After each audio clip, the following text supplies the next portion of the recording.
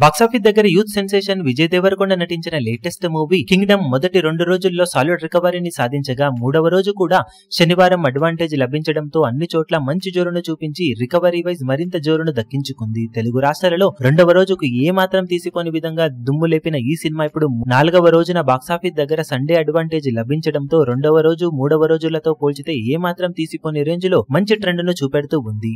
కానీ మరీ సినిమాకు కావాల్సిన మ్యాసివ్ గ్రోత్ అయితే బాక్సాఫీస్ దగ్గర కనిపించడం లేదు. కానీ ఉన్నంతలో మంచి ట్రెండ్ నే చూపెడుతూ ఉన్న కింగ్డమ్ మూవీ 4వ రోజు బాక్సాఫీస్ దగ్గర తెలుగు రాష్ట్రాలలో ఓపెనింగ్స్ ప్రకారం చూసుకుంటే ఓవరాల్ గా ప్రెజెంట్ ట్రెండ్ ను బట్టి చూస్తూ ఉంటే సినిమా 3వ రోజుకు సిమిలర్ గా షేర్ ను అందుకునే అవకాశం కనిపిస్తూ ఉంది. నైజాంలో డీసెంట్ హోల్డ్ ఉండటంతో ఆంధ్ర సీడెడ్లలో ఈ రోజు కొంచెం గ్రోత్ ఉండే అవకాశం ఉన్న నేపథ్యంలో ఓవరాల్ గా ప్రెజెంట్ జోరును చూస్తూ ఉంటే 4.8 కోట్ల నుండి 5 కోట్ల రేంజ్ లో షేర్ అందుకునే అవకాశం ఉందని చెప్పాలి.